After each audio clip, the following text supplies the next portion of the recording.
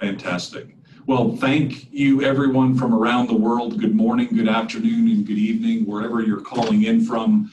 We have a really great conversation today with three of my favorite people to wrap up the year, in terms of, how best as an executive or a leader within your organization to wrap things up. And then how should we be thinking about, the beginning of the new year? How do we tackle it? And what do these three leaders do to be able to do that? So our first speaker is Andrea Stevenson Connor, actually. She's the president at Athena International. You've all heard of the Athena Awards. You've undoubtedly also been touched by some of the other initiatives that Athena International is involved with, and I'm sure we'll hear more from Andrea a little bit today about those things. We at Global Chamber are very happy and proud to have been working with Athena International to some degree already until now, and we've got some things that are brewing, so stay tuned for 2020. I'm sure you'll be hearing some things between Global Chamber and Athena International during the new year. Andrea, thank you so much for zooming in from Cary, North Carolina, and sharing your thoughts today. Thank you very much.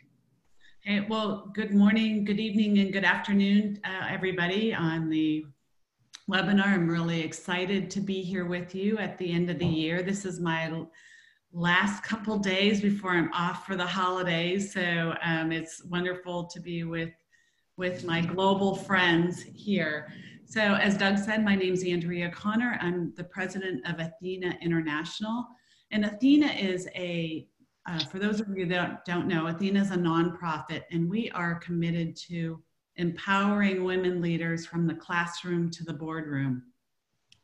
We were founded in the early 1980s, and understand that a few of my colleagues here on the webinar did a course at MSU in the Lansing, Michigan area. That is exactly where Athena International was founded in 1982. And we started with the mindset out there that women are not leaders. And our founder very much said, no, that is not the case. Women are doing some great things in your communities around the world. And so that is where we're really committed to having that vision for balanced leadership worldwide. So, as we're going into the end of 2019 and preparing for 2020, we're reflecting on where we have been this year, what programs have had a strong impact, and where we're working and shifting to in 2020.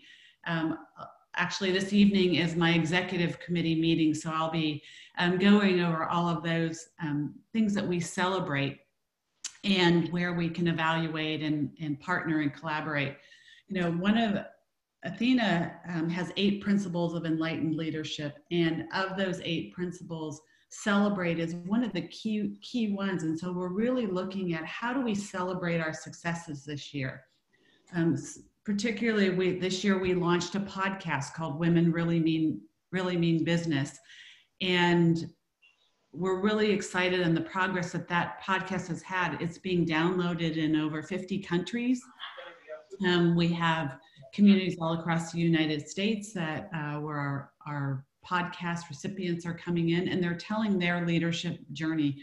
There's nothing that women love to do, and men as well, but to learn from other leaders that have walked the path before us. And so we're celebrating that as one of our successes. We're also focusing on what partnerships have we had this year, and where can we grow our partnerships? And leaning on one of our other Athena leadership principles is building relationships and fostering collaborations. As Doug mentioned, we have partnered with and have a strong relationship with the Global Chamber of Commerce, and we're excited about where that's going in 2020 and beyond. We've partnered with an organization called the WIT Network, and so we're focused on how do we help to build that pipeline of talented women leaders from the classroom to the boardroom in that tech space. And so we're really reflecting on how can we be a fierce advocate for women, and who our partners are along the way. We'll also be looking at, where have we stumbled? Where can we be doing things better? I'm a firm believer in surveys and asking for feedback. And so we've been, over this last few weeks, we've been reaching out to our communities, and we have communities over in 500 communities, 48 states. So, and have partnered with organizations in 12 countries to present the Athena Award. So we're getting that feedback from our communities. How can we best support the initiatives that you're doing? And how can we provide the right material to help you accelerate the initiatives that you are doing in your community to help give women that voice in your community? Trying to think of anything else that I can add in there, and I'm looking forward to your questions to kind of see what you're doing in your community and how we can collaborate with you there. Anything? I have muted myself. Sorry about that. Right. Thank you very much. In terms of how any company that has women on the board, has women in the executive team, are there certain things that those companies should be doing that would be different than an average company or kind of a more traditional company? Are there certain things that you kind of take the time to make sure that you're able to do that maybe other companies may not have thought of before? So certainly, and I'm sure a lot of companies have thought about this, doing surveys with your female leaders within your organization, creating those affinity groups where they have a safe place to go and have a conversation about challenges that they're facing in the workforce. What a lot of the trends are telling us is that mid-management, mid-career is when women and leaders are dropping out. So creating that opportunity for there to be a close collaboration with a senior leader in the organization, I think, is a positive way to set up that mentoring relationship, and building that ecosystem where these women leaders can have those dynamic and authentic conversations. It's really being an authentic leader and being able to know who you are as a leader is a key component for women to be successful within your organization. And so we have been really focused on how do we build this strong ecosystem and community. Maybe it's within your organization, maybe it's with connecting with other women leaders from community organizations, either globally, where you have a safe place to go and have a conversation about the challenges you're facing. One of the things that we often hear is that in meetings, sometimes the women feel as though their voice isn't heard. And so finding allies in the room with which you can have your voice be heard. And so talking with your HR team on who might be a good ally within your organization or outside of your organization, finding a community like the Athena program, if there's an Athena program in your community, being a part of that initiative. What we're doing with the WIT network is bringing a cohort of 22 women together that will go through this leadership development piece. Maybe something for some of your corporate organizations that want to be engaged with helping to give those women a voice in your organization, to establish a small cohort of women to have that community where they really feel as though they can talk about their authentic leadership journey. So that's something that we can help your organizations with. It's also a great way to reach out to the broader community and build that ecosystem. So lead that not only for your organization, but also for other organizations that are in your supply chain as well. Can be a great relationship builder. Fantastic. Great insights. I'm going to go to the next speaker, but I do want to circle back, whether we get the question directly or not, about the 8 elements, areas of leadership that you all talk through and speak to, including celebration, as you mentioned, as one of the 8. So I think that's very instrumental, I think, for a lot of people to think about, and probably there's some things that you could point us to in terms of making sure that we all are more more aware of that. So we'll definitely come back to that. And those of you who are watching, as you have questions, type them in the Q&A. You can also send them, and we're monitoring them at info@globalchamber.org, which is the email address, info@globalchamber.org, and we'll be happy to take your question, whatever is most convenient for you. Our next speaker is just up the street from me here in Scottsdale, Arizona, and it's Jim Ratcliffe. He's the chairman of and he's the head of the board of directors for Ropar Pharmaceutical. So he is also the president and CEO of that firm. What I love about Jim is he's very international, has been that way for many years. They have a line of products called Closis that is an oral care product that has been successful in parts of the world, has been unsuccessful in parts of the world. Where it's been unsuccessful, they found ways to make it successful, and it's also launched across the United States as well. Jim cares very much about international, and he went to the wrong university in Utah. He went to Utah State, and I went to University of Utah. But other than that, he's an okay kind of guy. So Jim, thank you for sharing more today about how you deal with the end of the year and how you get your team to start off the year fresh in the new. Doug, thanks for the introduction and for including me in the conversation. And it's an honor to be on the same panel with Andrea. I think I mentioned before we got underway that I had the privilege of endorsing two of my fellow CEOs here in the Valley for their accomplishments, and they received Athena Awards in recognition for what they did. It's a terrific program.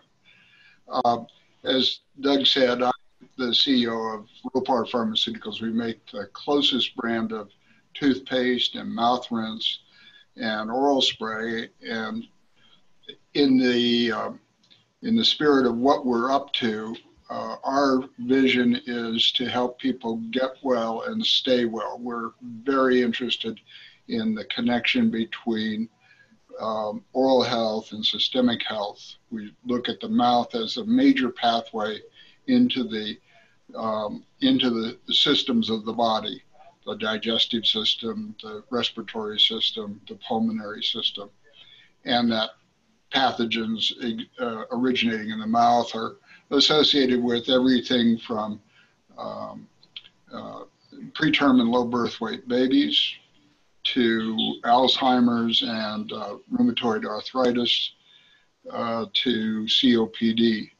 So while our core business is everyday healthcare, we are definitely committed to working with partners across the world.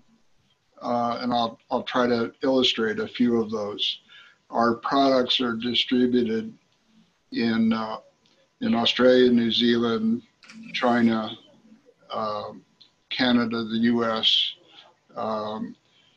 We have private label relationships in Europe and in India. We launched distribution this year in Russia. And so thank you for the opportunity to step back and say, where have we been and where are we going with this endeavor? Invariably, as a US firm,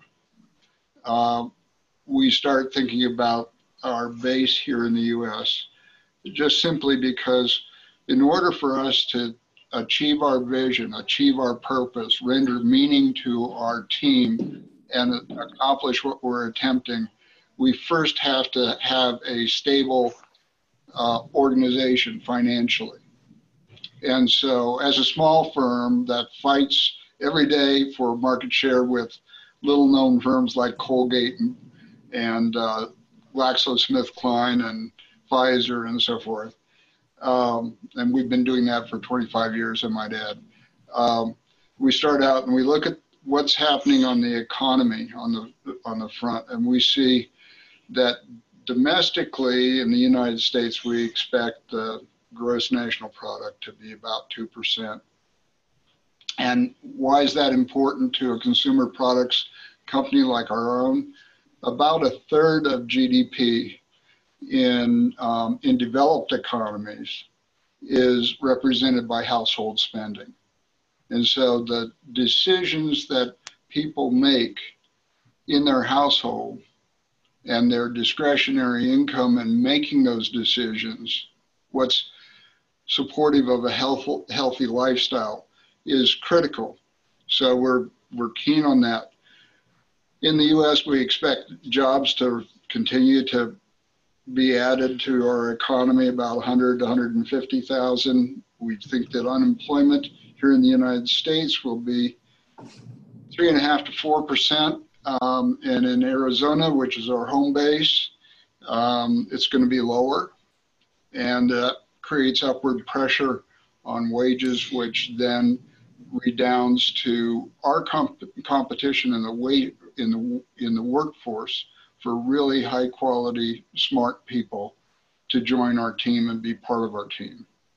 And so those are some of the economic factors. If we shift over to the market, we really, and we do that and look at the international market, we see developed economies performing under that of the United States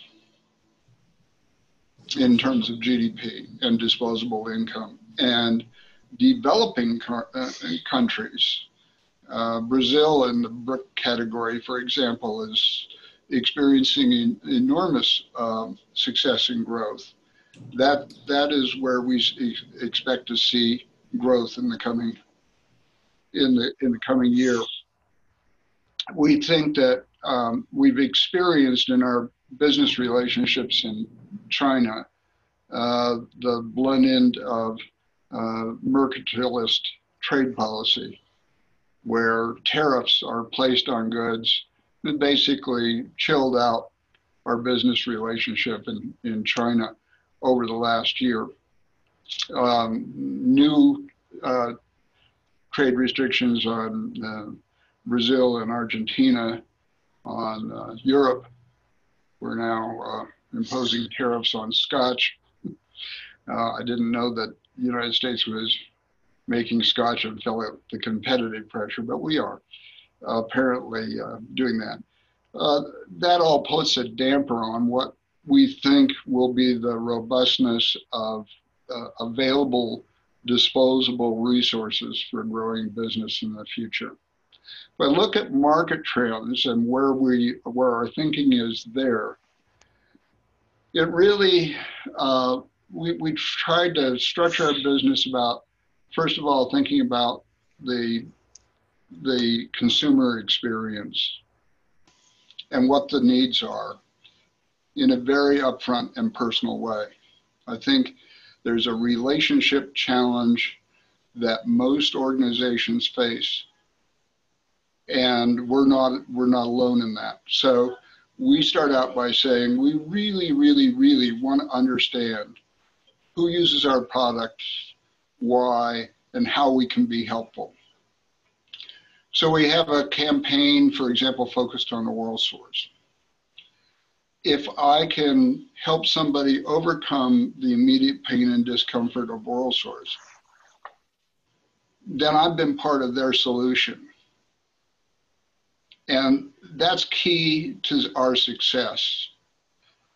And that translates into all sorts of venues. So in the case of our Russian distributor, well, there are 155 chemotherapy drugs that cause oral sores. And people are going through fighting for their life when they're fighting cancer. And the last thing they need is some oral sores that impede their ability to drink and eat. 10% of hospital readmissions are attributable to people who can't eat or drink while they're on chemotherapy. 10% of the cancer patients. But we see we can really make a difference. Remember, our vision is helping people get well and stay well. And that's what we're about. So another thing that we see is anticipating our customer needs in a proactive way. Not everybody understands the oral systemic connection. So getting that message across and also engaging people in how that meets and intersects with their lifestyle is most important. So one of our partners is an intimacy counseling service. Differences and difficulties between men and women in their relationships or between partners in their relationships, often driven by physical contact and up close and personal issues, including bad breath, dry mouth, snoring. If we can be a part of that solution, then we're helping people both get well and stay well, but also improve their relationships. Another one that we're really struggling with, it works really well in the service industry. We're trying to figure out how to do it in the product arena, is respond in the moment to your customers' needs.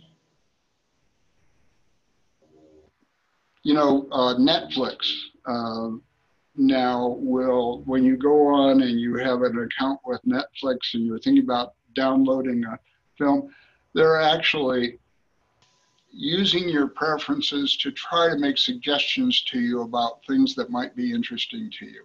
You see this in online marketing as well. To use these kind of skills in a really proactive and positive way is a challenge for, I think, everybody going forward. The head of L'Oreal, VP for marketing rather, for L'Oreal has estimated that half of their sales, and L'Oreal owns something like 80 brands, you know, Boss and Michael Kors and Sephora and so forth. Half of their transactions will be by voice in 2020. Not by mobile phone, not by computer, but by voice, Alexa or Siri talking it. Those kinds of trends will affect our business and give us an opportunity or create for us a headache in interacting and being really successful in responding to customers in their moment. At the end, we really need to add value to the customer to make it the ultimate experience, whether it's a service or a product, and that's what we're aimed at. We offer the very best oral care we believe available, and we want to work with individuals to help overcome their health needs. So in the dentist's office, when you get your teeth cleaned, that's to remove plaque that naturally builds up. You can't remove it yourself. The home oral care is designed to impede how quickly that reestablishes itself. So we can come up with oral care that can help people actually live healthier lives. We're doing our job. That augments the customer experience. That helps make it tangible. Those are the kinds of things that we're thinking about as we go into 2020. I hope that's helpful. That's beautiful from several different levels. One is the value part of it, right? Focusing in on value, being responsive. These are really key values. And I think the bridge you've made, Jim, to our next speaker, Anurag Kumar, is great because Anurag is a very global guy based in Austin, Texas, but today he's in Guadalajara, and his firm does nearshore IT work that allows people to set up the IT systems to have artificial intelligence and other systems to be able to make the kinds of predictions that you just talked about, that we all want to be able to make more and more. So Anurag, thank you for joining us. You did go to the right school for your master's degree, the second oldest executive MBA in the country, Michigan State. And actually, Anurag and I were classmates a couple years ago. So thank you, Anurag, for your success. Thank you for your support, and we look forward to hearing more. Thank you, Doug. Jim, thank you. Andrea, thank you. So my name is Anurag Kumar. I'm a co-founder and CEO of a digital services company called iTexico. We are based in Austin, Texas, which is where I live. And we have our innovation teams in 2 cities in Mexico, Guadalajara, which is where I am today, and Aguascalientes, which is a city maybe 2 hours of driving away from here. Altogether, we have over 330 employees working with clients in US. Primarily what we do is we help our client discover new ideas, help them through their digital transformation journey, through solutions like software development, design, artificial intelligence, migrating them to the cloud. Most of our clients today are trying to figure out how to transform their businesses using digital technologies.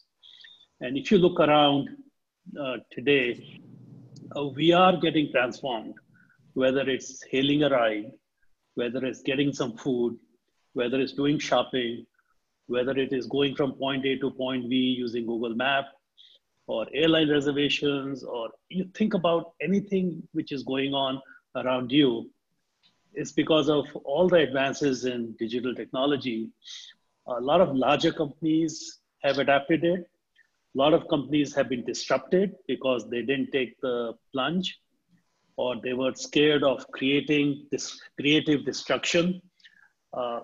And we are starting to see mid-market companies starting to get into the game and figure out how they can compete, how they can grow. So what we are seeing is this digital journey, digital transformation, which is happening, has become an imperative initiative for all the businesses. So if you think about, Doug invited me, and Doug and I, we go a long way. I can't believe that the first time I met Doug was over 25 years ago. He hasn't changed. Every time I go to the bathroom, I don't look very good lately. But it's been an amazing friendship. And so thank you for inviting me. I just thought I'd share a couple of thoughts with you all, and I'll be happy to take some questions down the road. So one is, I wanted to talk about how digital innovation fuels growth. So what is digital innovation? It's to discover, to test, to launch new ideas, and bring continuous value to your stakeholders, to clients, to customers. That is what it is. Next slide, please. And I want to share with you why this is important. Look at these logos. Look at where they were and where they are now. I remember when I first came to this country over 33 years ago, a lot of them were brands we grew up with, Kodak, Blockbuster. I remember in Michigan going to Borders and spending my weekends there just reading the books, or Polaroid, taking a picture and having instantaneous output. Toys R Us, Radio Shack, anything electronic, you know where to go. Or the phones from Nokia, or the speakers and electronics from Motorola.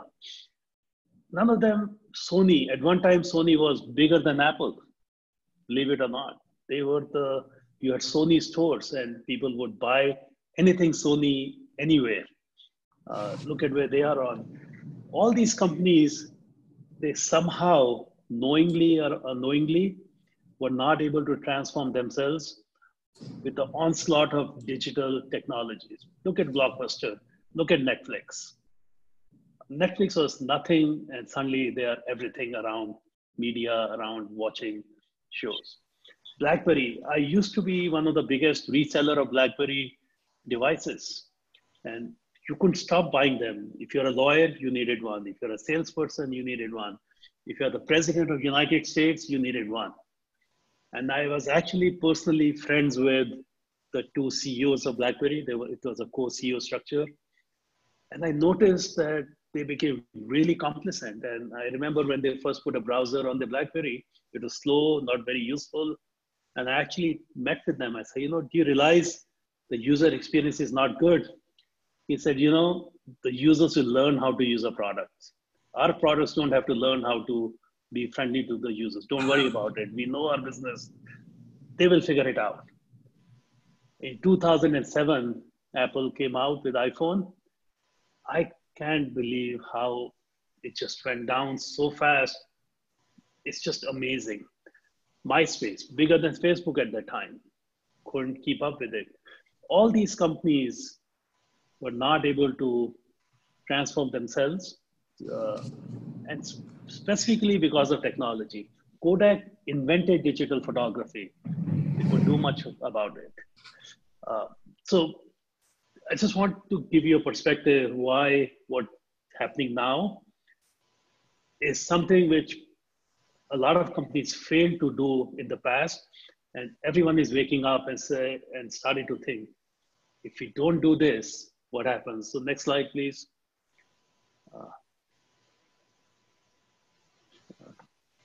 Can you go to the next slide? I don't have, yeah. So at the end of the day, innovation, digital transformation is to stay relevant. The pace of change is not going to slow down. We are already seeing IoT, and I'm looking at this room, all the lights are LEDs. That's a transformation from light bulbs to LEDs. We are seeing electronic controls. We are seeing autonomous driving. This life we are seeing, and in some ways we are kind of fortunate to watch it happen around us, is changing how we are. If you have a business, and I have a business providing services to my clients in US, every year we try to figure out, are we still relevant? Is our offerings, are they still relevant? Is the pricing relevant? Is our service relevant? And so just 2 weeks ago, we had a planning session, and the main theme was, are we still relevant to our clients? Are we doing things which make sense? Do we need to change? So we create this pager every year, our goals, our value prop, our culture, and we align the team, and we share our experiences for the year with the team, so they're relevant. So in cases like us, training our employees in new technologies, we really need that. Otherwise, we don't stay relevant. I can't have programmers doing programming in COBOL, Fortran. That's not relevant. They're all skilled things to do, or servicing our clients, or even the new office I'm in right now. Our old office wasn't quite as nice, and that was hurting our client visits and client experience. So we had to make over $1 million investment to get into an environment which is good for our employees, which shows what we are, and we can stay relevant. So, and I'm sure you have questions. I'll quickly go through a couple of slides, some things we are doing for our clients. So again, why innovate? Why go through digital transformation? You have to, it's to fuel growth. It's to stand out from competitors. It's to meet and exceed client needs. And in our business, it's also to attract the best talent. Without talent, we don't have a company, iTexico. It's all about people. And attracting talent has become, we have the lowest job unemployment ever. It's really difficult to find good employees. Employees have so much choices. If you're not a relevant business, if you're not a business which can operate in the new economy, you can't get talent. Especially in the middle part of US, we find our customers, they just can't attract the talent they need. Companies they're moving to Austin, they're moving to Bay Area, Seattle, because the employers there have transformed themselves as to how they work with the employees. So that is a transformation which allows them to attract best talent. And we know change is inevitable. And unless you innovate, unless you transform, you may not be in business for too long. Next slide. So how do we do we do innovation, we do transformation internally, and help our customers do that. So internally, we are looking at our systems, our processes, how we service our client. We observe our customers. We get NPS scores from them. We are forming teams which are sharing ideas by integrating them. We focus on listening and trying to understand what our customers do so we can come up with better options for them. And then we do what we call run experiments, fail fast, and learn. And that's key to innovation or transformation. You need to be prepared to fail fast, which means you have to do some things quickly, see how they perform, They run some tests, and if they don't, move on, and don't stay stuck with them for more than necessary. And I still keep hearing from customers, from partners, about this concept of nearshoring, which is what we do. Our teams are in the same time zone, working with the clients in US, close proximity, you get scale, capability, capacity, and of course, cost effectiveness. But some of our partners are afraid of introducing this concept to their existing clients because they have teams in US and they're afraid they lose business. And they don't realize that that change is inevitable. You will have teams working in multiple geographies, collaborating with each other. And then finally, just to give you some food for thought, I have one slide on what we call design sprint, just to think about how you may want to do innovation and try to figure out how to transform your business. Next slide, please. So this is a process we are following for ourselves internally. It's called design sprint. And we are also doing it for our customers. So they can take an idea or they can take in a concept and see if it is the right thing to do. So it's a technique which was pioneered by Google Ventures. It helps team go from an idea or a process change from prototype to idea to prototype in 2 days, 3 days, could be 1 week, could be 2 weeks, but it's not a long process. It's not a multi-year process. It allows you to bring the stakeholders in the room, craft some solutions, do some prototyping. It could be a computer prototype, UI, it could be a physical prototype, it could be rearranging something at the customer side. Test it out and see if it works, and do it quickly, get all the stakeholders involved.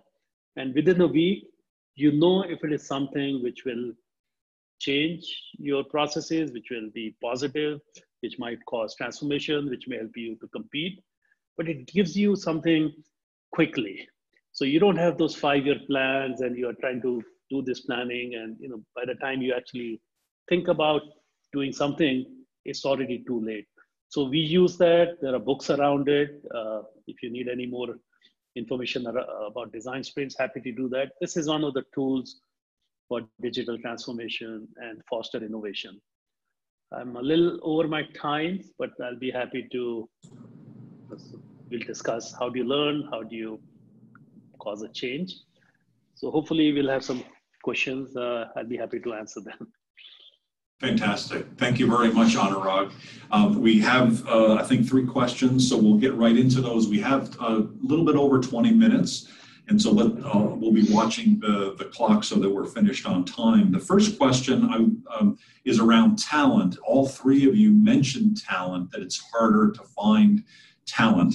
And I presume from your comments that it's more expensive as well. And so I'd like to start with Andrea here and go back to those 8 categories of leadership and ask you, could you just give us kind of an overview of what those 8 categories are, and then how do you hire, how do you recommend, and how do you partner, how do you make decisions based on those 8 categories? Well, thanks, Doug, for the question. First of all, I want to give him a huge thanks for nominating his colleagues for the Athena Award in the Phoenix market. To be an Athena recipient means you're at highest level of professional excellence. You give back to your community, and in your body of work, you lift up and invite others to leadership. And so we really appreciate Jim being a part of that journey to highlight the women, and there are a few good men that have received the Athena Award in your market to have that impact.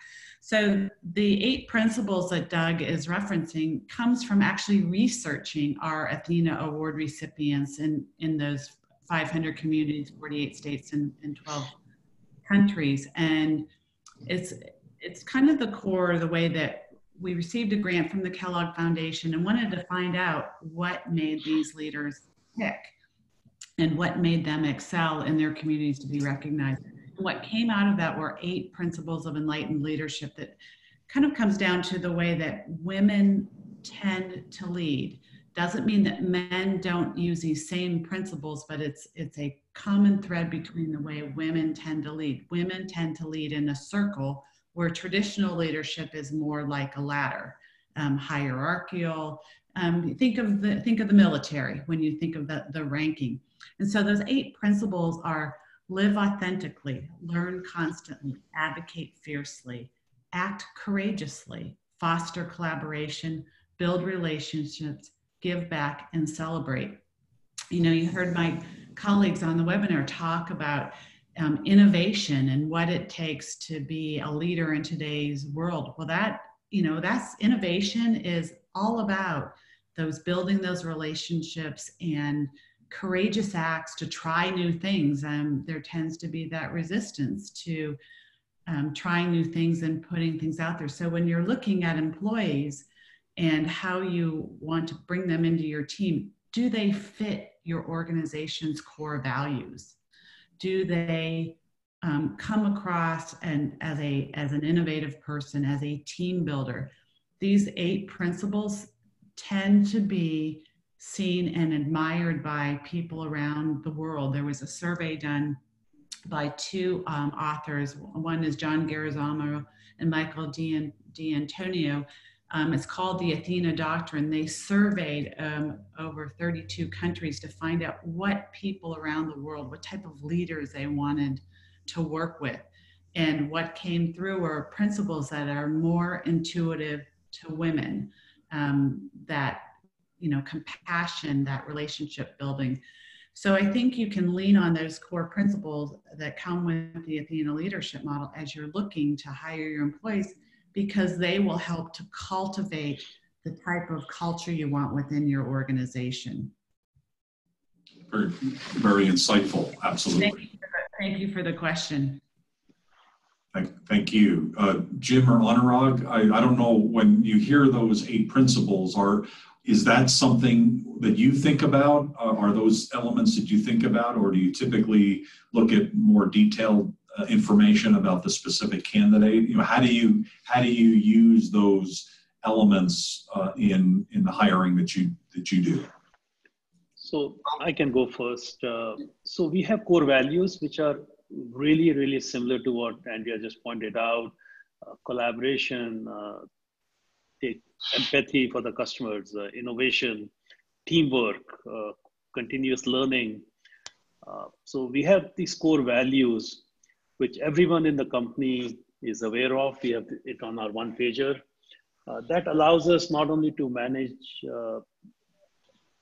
the team and help them grow, but it also helps us find the new talent which would be a good fit for us. You know, finding the right talent is important. It's even more important for us to keep the talent we already have. It takes a long time to hire someone in the company, and the last thing I want to do is have them leave because we couldn't do something which will foster their careers, provide them an interesting environment to work, and help them grow professionally. You know, we do eNPS score. We measure the employee net promoter score internally every quarter. We want to see how they're feeling. Every engagement we have, there is a section called how does the team feel about the engagement. So, you know, promoting the culture, promoting the core values is really, really important for us to get access to the talent. It's a competitive market, even in Mexico.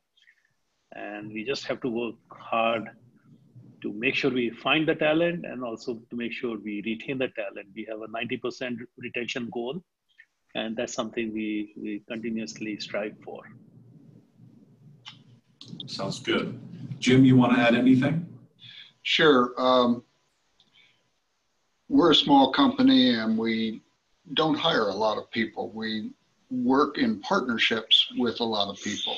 So there are like a dozen people here and we're competing with very large firms. So everybody has to have enormous bandwidth, and we look for that breadth of perspective and that ability to relate to different constituents, whether they're manufacturers or whether they're distributors. When we go internationally, to bring it back to the Global Chamber mission, you mentioned we've had some successes and we've had some difficulties. When we look at distributors, one of the key factors is, can they embrace intellectually and emotionally who they need to work with in order to be successful. A lot of people come to us from a dental meeting and say, hey, I've got 3 clinics in Lima, Peru, and I'd like to distribute your product, without realizing that most people buy their toothpaste from a pharmacy or a grocery store. And so that necessarily has to be involved. Most people are learning about it online. That has to be involved. So embracing the full range of things. So in Australia, we had a lady who really established her business, online business, solo, who exhibited the characteristics that were outlined so beautifully by Andrea. She was highly successful. She ultimately sold her online business to a larger firm, but she was one of our original online distributors in Australia. We had a similar attempt in Ghana, where I would say the core abilities of the distributor, even though it had great resume, were not manifest in terms of the inherent ability to connect, to relate, to build, and relationships that prove successful in sales and distribution in country. So we're still looking for the right partner there. So it plays out both in the organization itself, but also in the partnerships you try to build abroad in trying to be an international firm and have international reach. Got it. That leads us into the next question, Jim, to you, but I think all 3 of you wrestle with this. Jim, this is from Mijong Hibbets, who's on the East Coast of the U.S., Executive Director in Washington, Baltimore area. Jim, how does Ropar Pharmaceuticals determine which international markets to expand? And what is your strategy to find distributors and partners in international marketplaces? So you kind of touched a little bit on that, but maybe more holistically, how do you do that? Sure.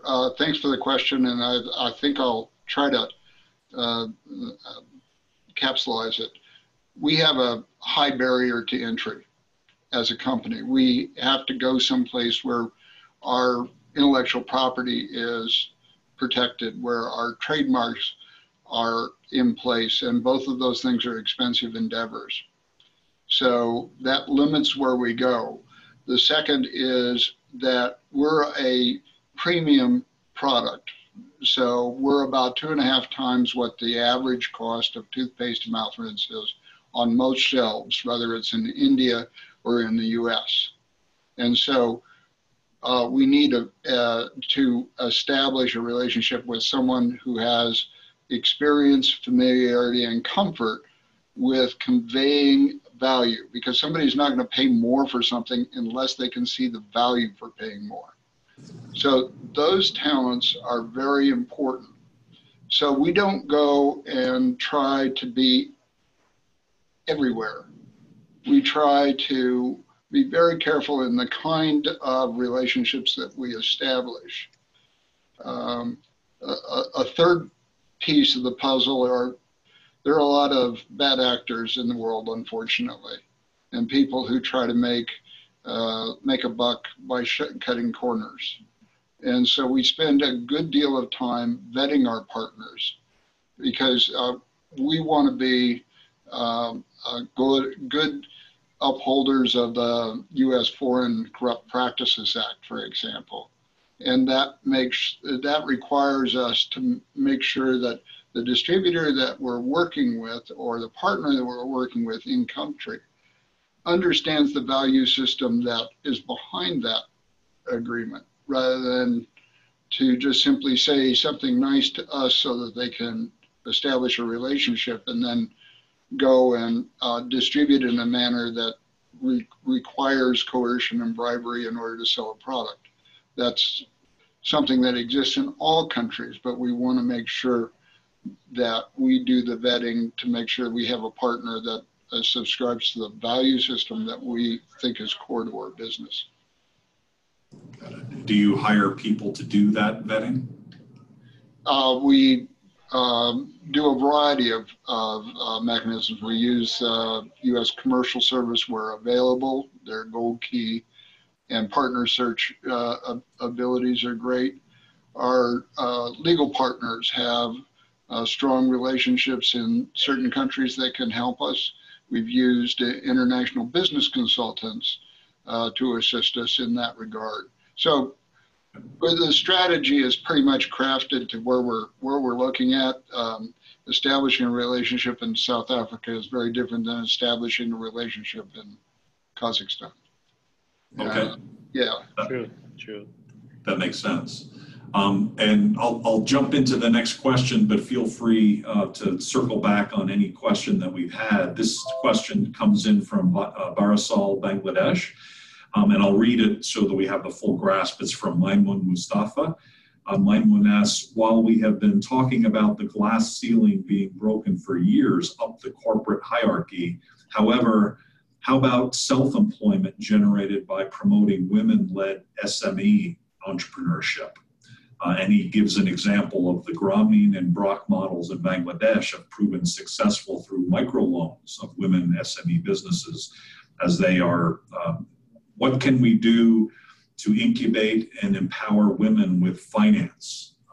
Maimun asked. And so, Andrea, I know this is a topic that you talk about and you address quite a bit. Yes. So absolutely. You know, I want to use China as an example market because I had some experience in time working deeply in the Chinese market. You know, a lot of women business owners or a lot of women came into the market highly educated.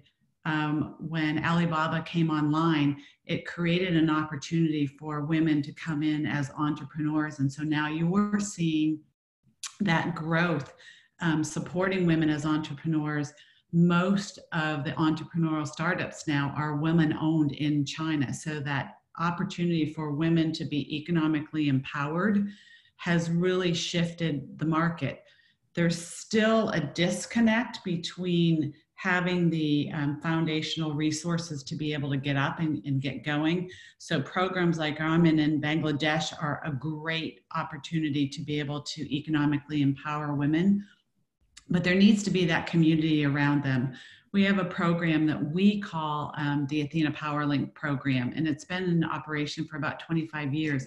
It takes a woman business owner and helps her grow to the next level based on her 3 top growth initiatives. And so that panel of advisors works with her for 1 year to help her grow and incubate her business to the next level. It's her business, so she's very much in control. But she has those advisors that are working with her. The impact and the success of that support system around that woman business owner, we on average within 3 years, that women's business owners, her net profits grow about 48%, and her personal wealth grows about 88% on average by having that support.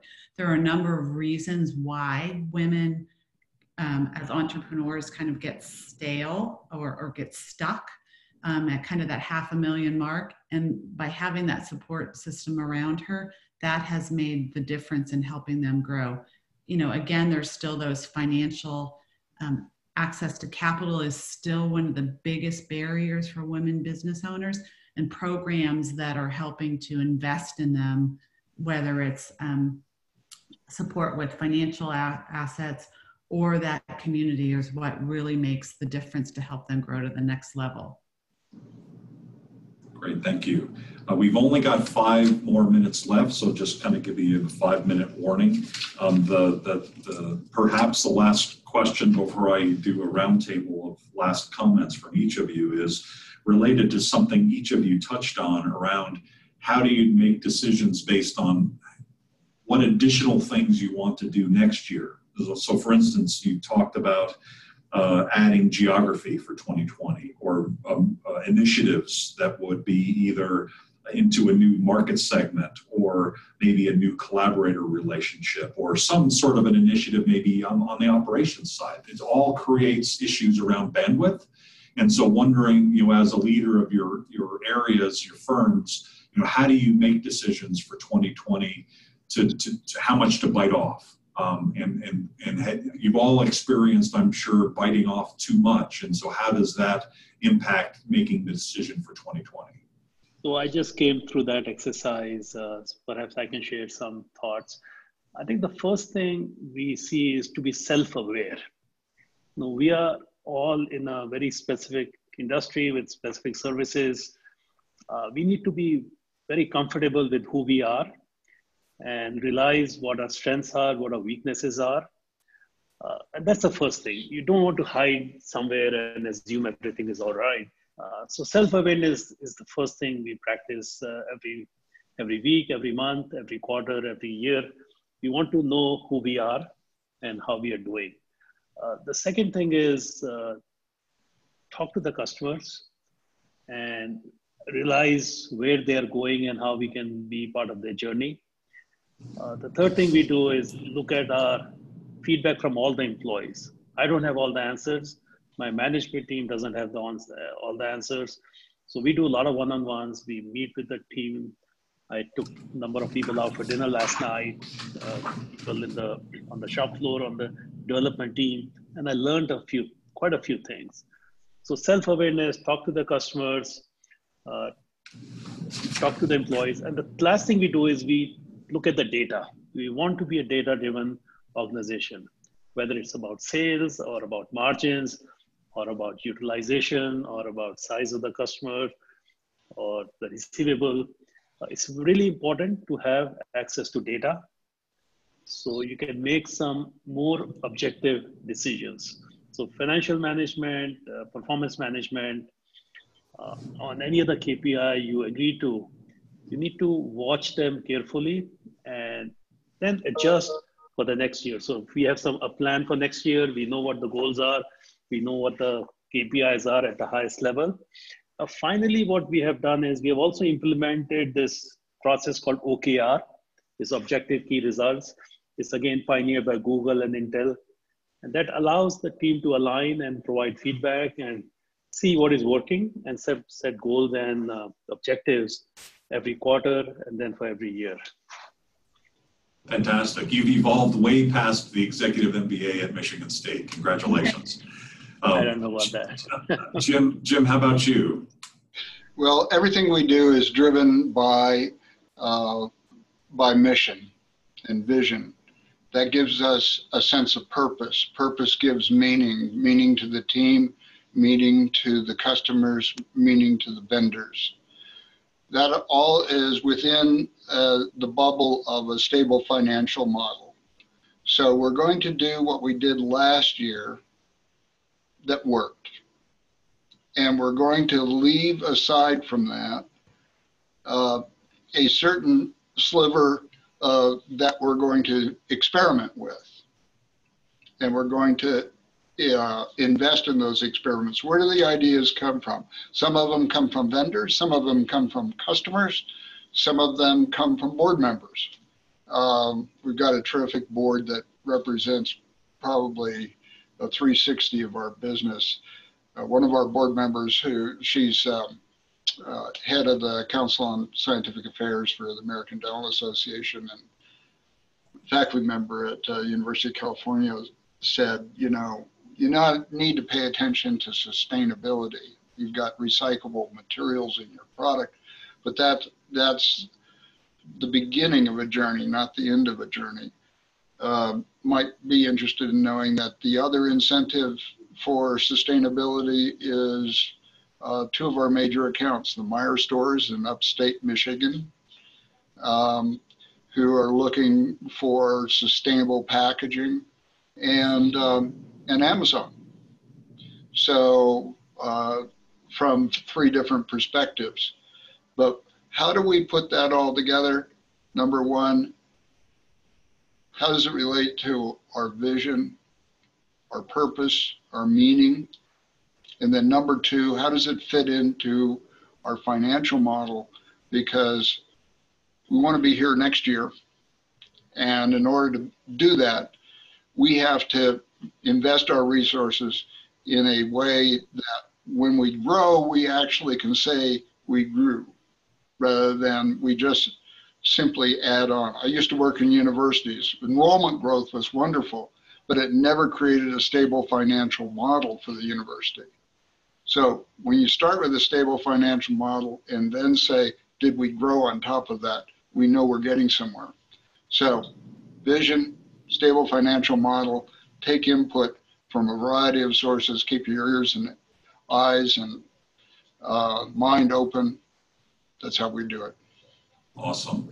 To keep to our 60 minutes, we're going to end there. And what I would ask each of the three of you to do is if there's anything else that you'd like to add to the conversation, send me an email and we'll include that in the blog post. We will post a blog on this and very likely, presuming that we've got the recording, I think we do, we'll post that as well. So if any of you tuned in too late, you'll be able to see all of it and any additional comments that are. And also if you have any additional questions, anybody in the audience that you think now to ask, send that to info@globalchamber.org. I can't think of a better way to end the Globinar series with our 100th this year with three extraordinary people, Andrea Connor, Jim Ratcliffe, and Anurag Kumar. Thank you so much for taking the time.